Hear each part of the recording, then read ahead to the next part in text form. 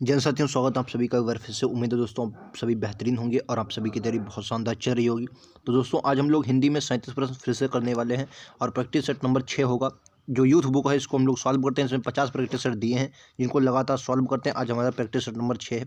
आप देखेंगे कि इससे बाहर आपके एग्जाम में क्वेश्चन नहीं आएगा, क्योंकि जो क्वेश्चन है और ये बहुत ही बेहतरीन क्वेश्चन बनाए गए हैं। ठीक है, तो चलिए बिना देरी के शुरुआत करते हैं आज के पहले क्वेश्चन से। दोस्तों आप पूरे क्वेश्चन सॉल्व कीजिए और लास्ट में अपना स्कोर जरूर बताइए आपने कितना किया, क्योंकि आपके एग्जाम अब जल्द ही होने वाला है। ठीक है, पहले क्वेश्चन से शुरुआत करेंगे। पहला क्वेश्चन कह रहा है कि मात्रा के आधार पर सुर कितने प्रकार के होते हैं। देखिए, सुर जो होते हैं, सुर में मतलब स्वतंत्र अवस्था में सुर बोले जाते हैं, और मात्रा के आधार पर जो होते हैं वो सुर 3 प्रकार के होते हैं। अब आप कहेंगे कौन कौन से होते हैं, आइए मैं आपको बता देता हूँ। सबसे पहले हर्ष सुर होता है। क्या दोस्तों होता है? हर्ष सुर।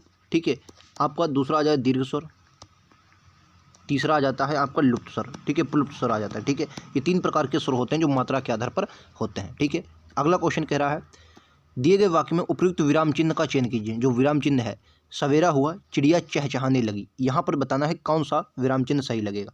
ठीक है, सवेरा हुआ और चिड़िया चहचहाने लगी। राइट आंसर क्या होगा? ऑप्शन नंबर डी होगा।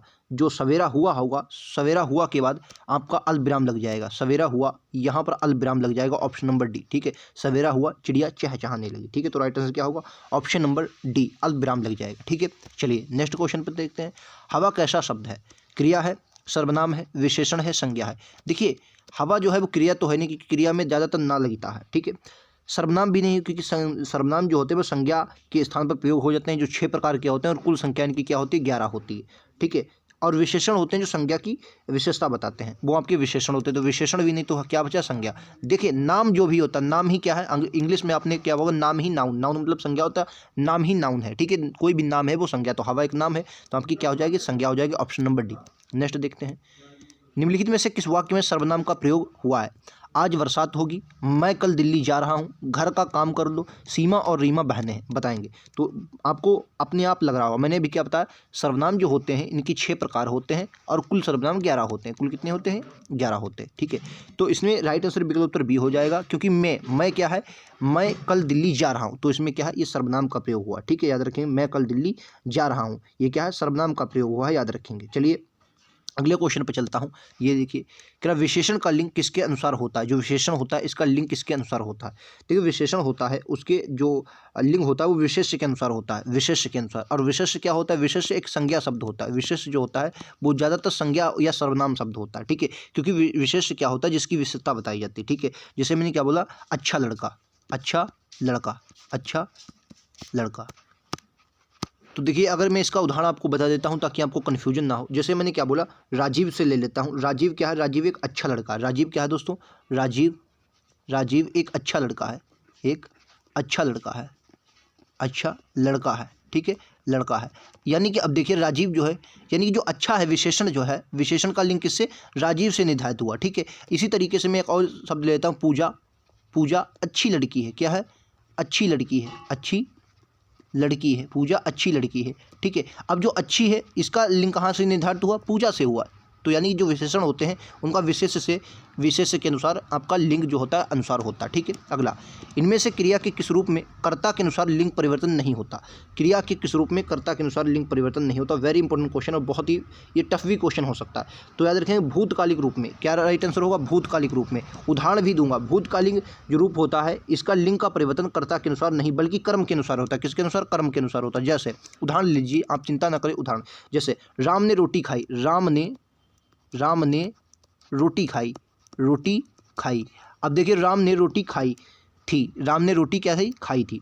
राम ने रोटी खाई थी। अब देखिए, ये क्या है? भूतकालिक क्रिया है, मतलब पहले खाई थी। अच्छा, एक बात बताइए, कर्म क्या है? रोटी। ठीक है, अगर मैंने यहाँ पर राम को हटा दिया और यहाँ पर सीता रख दिया तो सीता क्या होगा? सीता ने रोटी खाई थी। अब देखिए, मैंने लिंग को बदला लेकिन क्रिया पर कोई फर्क पड़ा? भाई, क्रिया पर कोई भी फर्क नहीं पड़ा। क्रिया पर क्रिया जो खाई थी वो खाई ही रही। लेकिन अगर मैंने यहाँ पर क्या कर दिया? राम ने रोटी खाई, अगर मैंने रोटी को हटा दिया और यहाँ पर क्या लिख दिया? राम ने खाना खाया। राम ने क्या कर दिया? खाना खाया। अगर मैंने दोस्तों रोटी का लिंग परिवर्तित कर दिया, यानी कर्म का अगर मैंने लिंग दोस्तों परिवर्तित कर दिया और कर्म का दोस्तों अगर पुल्लिंग कर दिया, तो भैया जो क्रिया होगी वो भी क्या हो जाएगी? खाना खाया। यानी क्रिया भी क्या आ जाएगी? पुल्लिंग आ जाएगी। क्लियर? तो यानी जो भूतकालिक होते हैं, भविष्य में नहीं दोस्तों, भूतकालिक में क्या होता है? जो कर्ता के अनुसार नहीं बल्कि कर्म के अनुसार किसके अनुसार? कर्म के अनुसार लिंग परिवर्तन होता है। ठीक है, याद रखेंगे, इंपॉर्टेंट क्वेश्चन है। नेक्स्ट पर चलते हैं। ये देखिए, हमें प्रतिदिन सूर्य नमस्कार करना चाहिए। रेखांकित शब्द क्या है? ये प्रतिदिन क्या है? उपसर्ग है, सर्वनाम है, अव्यव है, कारक है। देखिए, अव्यव शब्द क्या होते हैं? जिन पर क्रिया लिंग वचन का कोई मतलब कोई भी असर ना पड़े, यानी कि अविकारी शब्द। क्या बोलेंगे? अविकारी शब्द। अविकारी शब्द है। अव्यव क्या होते हैं? अविकारी शब्द होते हैं। राइट आंसर विकल्प उत्तर क्या हो जाएगा? तो बताएंगे हमें प्रतिदिन सूर्य नमस्कार करना चाहिए। तो वाक्य में प्रतिदिन क्या है? अव्यव शब्द है। हालांकि क्या है, वाक्य में जो है प्रतिदिन अव्यव, हालांकि प्रतिदिन एक कारक भी हो जाता है, लेकिन जो वाक्य में है वो वाक्य में क्या है? वाक्य में अव्यव के रूप में प्रयोग हुआ। ये क्या है? वाक्य में अव्यव के रूप में प्रयोग हुआ। ये आपको ध्यान रखना है। तो ऑप्शन नंबर क्या हो जाएगा? बी हो जाएगा। नेक्स्ट पर चलते हैं। क्या लिंग के आधार पर असंगत शब्द बताना है। कुमार का कुमारी, तरुण का तरुणी, दास का दासिन, सुंदर का सुंदरी। ठीक है, तो क्या बोलेंगे? इसमें से असंगत बताना है। तरुण का तरुणी, देखो इसका राइट आंसर विकल्प उत्तर बी हो जाएगा। दास का दासिन नहीं होता, बल्कि दास का क्या हो जाएगा दोस्तों? दासी हो जाएगा। दास का क्या हो जाएगा?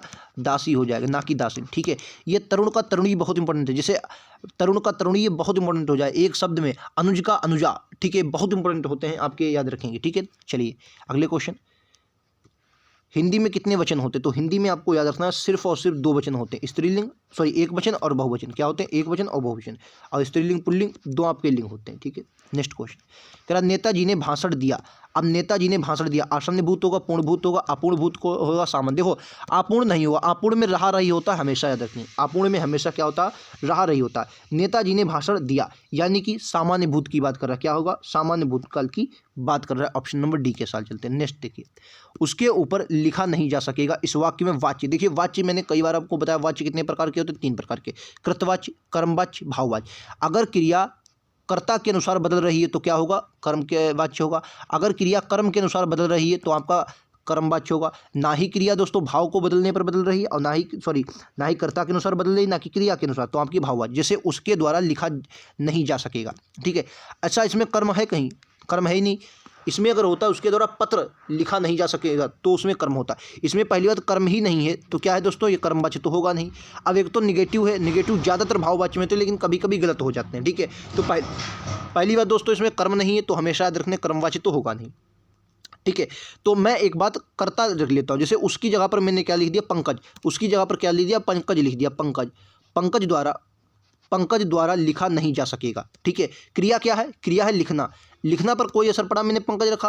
पंकज की जगह पर मैंने रीता लिख लिया। रीता द्वारा लिखा, यानी कि लिंग को, कर्ता को बदल दिया। अगर मैंने कर्ता को बदला तो क्रिया भी बदलनी चाहिए, लेकिन क्रिया भैया नहीं बदली। यानी कर्ता के बदलने पर ना ही क्रिया बदली, ना ही कर्म के बदलने, क्योंकि कर्म तो हो ही नहीं, तो कर्म बदलोगे क्या? तो यानी कृतवाच्य भी नहीं। राइट आंसर क्या होगा? भाववाच्य होगा। ऑप्शन नंबर क्या होगा? सी होगा। Option number C right answer है। क्लियर? मेरी बात आप सभी को समझ में आ रही? बिल्कुल समझ में आ रही होगी। नेक्स्ट पर चलते हैं। ये देखिए, क्रिया पर व्याकरणिक कोटि चिन्हित कीजिए। वेरी इंपॉर्टेंट क्वेश्चन, शायद आपके लिए नया क्वेश्चन हो। क्रिया परक व्याकरणिक कोटि चिन्हित कीजिए। बताएंगे राइट आंसर 12 का क्या होगा? बिल्कुल सही, ऑप्शन नंबर ए होगा। क्या होगा? कारक होगा। क्या होगा? कारक होगा। देखो, कारक क्रिया परक व्याकरणिक कोटि का होता है। व्याकरणिक की कोटि वह होती है जिसमें क्रिया निहित हो, कारक कहलाता है। ठीक है, आपको कारक के बारे में तो पता होगा, लेकिन क्वेश्चन आपके लिए नया होगा। निम्नलिखित में से कौन सा तद्भव है? नहीं है। तद्भव नहीं मतलब हिंदी का नहीं। देखो, 8, आधा, आम, अग्नि। अग्नि जो है ये दोस्तों तत्सम शब्द है, और अग्नि का तद्भव दोस्तों आग होता है। क्या होता है दोस्तों? अग्नि का तद्भव क्या होता है? आग होता है, याद रखेंगे। ठीक है, 8 का अगर आपसे तत्सम पूछा जाए तो अष्ट होता है। क्या होता है? अष्ट होता है, याद रखेंगे, अष्ट। ठीक है, अगर आपसे आधा का पूछ लिया जाए तो अर्ध होता है, अर्ध। ठीक है, अर्ध होता है, अर्ध। ठीक है, आम का अगर दोस्तों आपसे पूछ लिया जाए तो क्या होगा? अम्र होगा, आम्र। ठीक है, आम का क्या हो जाए? अम्र हो जाए। ये क्या है सभी? ये जो मैंने लिखे हैं नीले से, ये आपके क्या है? ये गोल कर देता हूँ, ये आपके सभी क्या है? ये तत्सम शब्द है, और ये आपका तद्भव शब्द है। अगला क्वेश्चन दोस्तों कह रहा है निम्नलिखित में से नी उपसर्ग का प्रयोग किस शब्द में हुआ? देखो, निर्धन आशा, इसमें निर का उपसर्ग हुआ है। इसमें भी नहीं है, इसमें भी नहीं, लेकिन ये क्या है? नी का उपसर्ग हुआ। यहाँ पर क्या है? नी का प्रयोग हुआ, याद रखें। उपसर्ग हमेशा शब्द के शुरुआत में लगते हैं, और नी उपसर्ग आपका ऑप्शन नंबर डी में होगा। नेक्स्ट देखते हैं। कह रहा प्रत्यय शब्द कितने शब्दों से बना? प्रत्यय शब्द कितने शब्दों से बना है? Very important question. जो प्रत्यय है वो कितने शब्दों से बना है? राइट आंसर क्या होगा? प्रत्यय शब्द 2 शब्दों से मिलता है। किससे? प्रति प्लस आय। क्या होगा? प्रति, पहला शब्द क्या हो जाएगा? प्रति, और दूसरा गया आय। ठीक है, ई का बना या। मैं आपको इसको पूरा समझा देता हूँ। देखो, जो ई होता है, ई का या बन जाता है। ठीक है, ई का क्या बन जाता है? या बन जाता है। ठीक है, अच्छा, प्रा तो ऐसा ही। अब ई का बन गया या, तो ता अधूरा, या जो अधूरा होगा, लेकिन या में आ जाता आ मिल जाता तो या पूरा, और ये भी बन जाता है या अधूरा। ठीक है, तो क्या प्रत्यय बन जाता है, प्रति प्लस आए। राइट आंसर ऑप्शन नंबर क्या होगा, 2 शब्दों से मिलकर बना 15 का बी। ये देखिए, अपना गुस्सा काबू में करो, शांत रहो, निम्नलिखित में से किस विकल्प में उपरोक्त वाक्य में प्रयुक्त शांत शब्द का विलोम नहीं है। मतलब सिर्फ इतना बड़ा क्वेश्चन आपसे ये पूछ रहा है कि शांत का विलोम कौन सा नहीं, उद्विग्न, उत्तेजित, स्थिर या अशांत। देखो शांत का क्या होगा, देखो शांत साहब से पूछ रहा विलोम कौन सा नहीं है, तो याद रखेंगे ऑप्शन नंबर बी नहीं है, शांत का विलोम। अस्थिर, स्थिर या शांत का विलोम नहीं होता है। अगला क्वेश्चन कह रहा है कि विलोम शब्दों में निम्नलिखित में से कौन सा युग्म सुमिलित नहीं है। अपना पराया, आकाश पाताल, आस्था अनास्था, अग्नि का आग। अग्नि और आग एक ही बात है, अग्नि का क्या है, आग एक ही बात है, यानी कि ये पर्यायवाची है, तो ये आपका गलत हो जाए, बाकी सभी विलोम है। अंक का अर्थ नहीं होता है, अंक मतलब क्या है, अंक का गोद भी होता है। ठीक है, तो अंक मतलब क्या, इसके अनेकार्थी बताना है, तो कह रहा है कौन सा अर्थ नहीं है, तो राइट आंसर क्या हो जाएगा, बिल्कुल बताए हैं आप सभी को। देखो ऑप्शन नंबर डी, जो अंग होता है, अंग का अंग नहीं होता, बाकी गोद भी होता है, संख्या भी होता है, चिन्ह भी होता है, याद रखेंगे। ठीक है, ये अंग का क्या हो जाएगा, अंग मतलब शरीर होता है, अंग मतलब क्या हो जाएगा दोस्तों, शरीर हो जाएगा, याद रखेंगे अंग मतलब। ठीक है, शरीर का कोई अवयव होता है, याद रखेंगे। ठीक है, चलिए नेक्स्ट पर चलते हैं। क्वेश्चन नंबर 19 देखिए, इनमें से अगार शब्द का पर्यायवाची शब्द कौन सा नहीं है। अगार, अगार का पर्यायवाची शब्द नहीं है बताना है, अगार का कौन सा नहीं है, तो इसमें अगार का पर्यायवाची नहीं है बताना है। ठीक है, तो घाम जो है, घाम, घाम ये नहीं, घाम जो होता है अपने यहाँ छाँव को बोलते हैं, छाँ, जो छाँ होती है छाया, उसे बोला जाता है घाम, नहीं घाम, माफ़ी चाहेंगे, घाम बोलते हैं धूप को, धूप को बोलते हैं, धूप को, धूप को बोला जाता है घाम। ठीक है, बाकी घर, भवन, आवास, ये दोस्तों अगार के पर्यायवाची होते हैं। ठीक है, चलिए नेक्स्ट पर चलते हैं। क्या अनंत विश्व में अनेक देवताओं की कहानी प्रचलित है। इस वाक्य में अनंत शब्द निम्नलिखित में से किस अर्थ को व्यक्त करता है। अनंत, अनंत विश्व में अनंत जो होता है, राइट आंसर क्या हो जाएगा, अनंत का ऑप्शन नंबर ए, अंतहीन, मतलब जिसका कोई अंत नहीं होता है, वो अनंत हो जाएगा, option number A right answer होगा। नेक्स्ट, समश्रुति भिन्नार्थक बताना है। चरम और चर्म, चरम और चर्म का अर्थ क्या हुआ, चरम और चर्म, तो राइट आंसर क्या होगा, ऑप्शन नंबर सी। चरम जो होता है वो अंतिम सीमा होता है, चर्म मतलब चमड़ा होता है, ऑप्शन नंबर सी के साथ चलते हैं। नेक्स्ट, 100 वर्ष का समय क्या होगा, 100 वर्ष का समय वाक्यांश के लिए एक शब्द क्या होगा, तो इसे शताब्दी बोलते हैं, क्या बोलते हैं, शताब्दी। नेक्स्ट, अंकेक्षक, अंकेक्षक शब्द में सही वाक्यांश बताना है, तो क्या होगा बताएंगे, अंकेक्षक। देखो अंकेक्षक जो होता है, याद रखेंगे ऑप्शन नंबर डी होगा, यानी कि आय व्यय के आंकड़ों की जांच करने वाला क्या होता है, अंकेक्षक होता है, ऑप्शन नंबर डी होगा। नेक्स्ट, दो निकटवर्ती वर्णों के परस्पर मेल से जो परिवर्तन आता है उसे क्या होता है। देखो एक होता है वर्ण और एक होता है शब्द, दोनों में अंतर है। क्या है दोस्तों, एक होता है वर्ण और एक होता है शब्द, दोनों में अंतर है। जो दो निकटवर्ती वर्ण मिलते हैं उनसे संधि बनती है और शब्द से समास बनता है। ठीक है, जो वर्ण होते हैं, वर्ण, वर्ण से आपकी संधि बनती है, याद रखेंगे हमेशा। ठीक है, चलिए, और शब्दों के अगर परस्पर मेल होता है क्या बोलेंगे, शब्दों से, अगर शब्दों का परस्पर मेल होता है तो समास बनता है, क्या बनता है, समास बनता है, याद रखेंगे, इंपॉर्टेंट है। नेक्स्ट पर चलते हैं। ये देखिए, क्या प्रतिदिनम शब्द में समास विग्रह कीजिए।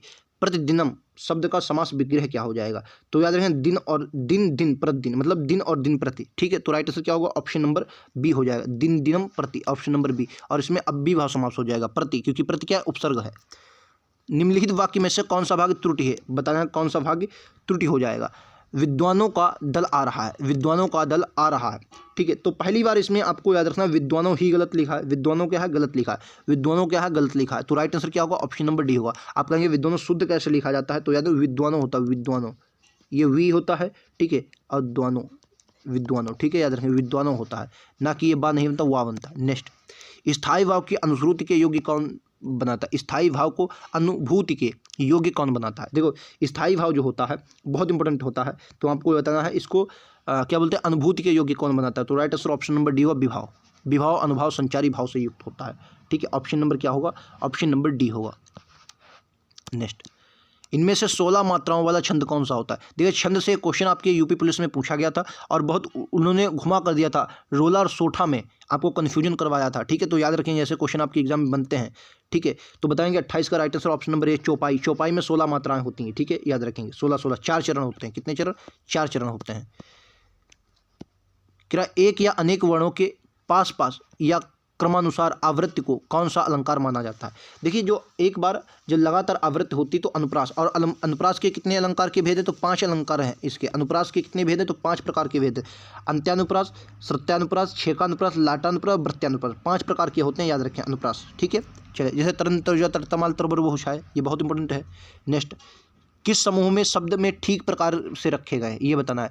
भाववाचक संज्ञा निराशा, हताश, भलाई, विजय, भाग्य, ये क्या है भाववाचक संज्ञा। ये आपको बताना है किसमें शुद्ध रूप में लिखे गए, इसके ऑप्शन भी दिए गए, ठीक है, ये आपको बताना है, ठीक है।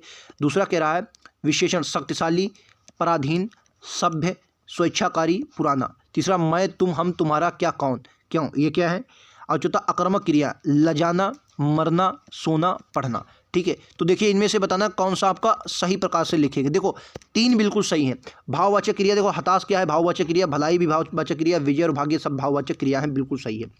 दूसरा देखिए पराधीन भाव, ये आपका विशेषण है, मतलब दूसरे के अधीन। शक्तिशाली, आप शक्तिशाली हैं तो ये आपकी क्या है विशेषता। आप सभ्य हैं ये भी आपकी विशेषता है। अगर आप स्वेच्छाकारी तो भी आपकी विशेषता है। कोई सामान पुराना है तो ये उसकी विशेषता कि वो सामान पुराना है, तो ये भी सही है। सर्वनाम मैं, तुम, हम, तुम्हारा, क्या, कौन, 11 प्रकार, 11 होते हैं सर्वनाम। और प्रकार की बात करें 6 प्रकार और कुल 11 होते हैं, तो ये भी सही। फिर गलत क्या है आक्रामक क्रिया। आक्रामक क्रिया क्या होती है दोस्तों, जिसमें कोई कर्म, लजाने में कोई चीज़ की आपकी जरूरत नहीं है, मरने भी आपकी कोई जरूरत नहीं, सोने के लिए, लेकिन पढ़ने के लिए किसी न किसी चीज़ की जरूरत होगी। और पढ़ना जो है, पढ़ना दोस्तों जो है वो आपकी सकर्मक क्रिया है, और उसमें अकर्मक क्रिया में लिख दिया है, तो आपकी चौथा गलत हो जाएगा। राइट आंसर क्या होगा 1, 2, 3। Right answer option number A होगा, 1, 2, 3 होगा। नेक्स्ट पर चलते हैं, ये लीजिए क्या प्रस्तुत विकल्पों में से लोकोक्तियों को पहचानिए। कौन सी इनमें लोकोक्ति है उसको पहचानना है। क्वेश्चन नंबर 31 में आपको लोकोक्ति बतानी है। क्या आ बैल मुझे मार, ये क्या है, ये आपकी लोकोक्ति हो जाएगी। ऑप्शन नंबर ए 31 का राइट आंसर ए हो जाएगा, ठीक। जानबूझकर मुसीबत मोल लेना, और बाकी आप सभी के मुहावरे हैं, ठीक है। ये लीजिए बेल न कूदे कूदे तंगी, बहुत इंपॉर्टेंट है, कई बार एग्जाम में सीधा छपा है। इसका कहावत का अर्थ बताइए। तो बेल न कूदे कूदे तंगी, स्वामी केवल पर सेवक का साहस, बहुत इंपॉर्टेंट है, ठीक है। चलिए अगला और लास्ट क्वेश्चन के क्यों है इसका क्वेश्चन मैं कारण बता देता हूँ। आपको पता है 37 क्वेश्चन यूपी पुलिस में आते हैं, लेकिन 4 क्वेश्चन दोस्तों इसमें गद्यांश के होते हैं, तो गद्यांश बड़ा होता है, उनको आप लोग अपने आप छाड़ लेते हैं क्योंकि बहुत टफ क्वेश्चन नहीं आते। मैं 33 क्वेश्चन जो व्याकरण के होते हैं वो आपको करवा देता हूँ, बहुत बेहतरीन। स्कोर 33 में से आपको बताना कितना किया, ठीक है। ये अगर पूर्व मध्यकाल का समय कौन सा माना जाता है, वेरी इंपॉर्टेंट क्वेश्चन। जो पूर्व मध्यकाल है उसका समय कौन सा माना जाता है, तो याद रखें जो पूर्व मध्यकाल है ऑप्शन नंबर बी 1375 से 1700 मतलब ईसा पूर्व माना जाता है। ऑप्शन नंबर बी के साथ चलेंगे, ठीक है। विशा माना जाता है, क्लियर है, इंपॉर्टेंट है, आप सभी को याद रखनी। तो 33 में से स्कोर कितना रहा जरूर बताएंगे। यूपी पुलिस के लिए लगातार हिंदी, रीजनिंग, मैथ, जीएस हर प्रकार के क्वेश्चन आपको दिए जा रहे हैं। जरूरत है आप सभी को लगातार जुड़ने की और अपनी तैयारी को बेहतरीन करनी। मिलते हैं अगले वीडियो में, आज के इतना ही। थैंक यू दोस्तों, जय हिंद, जय भारत।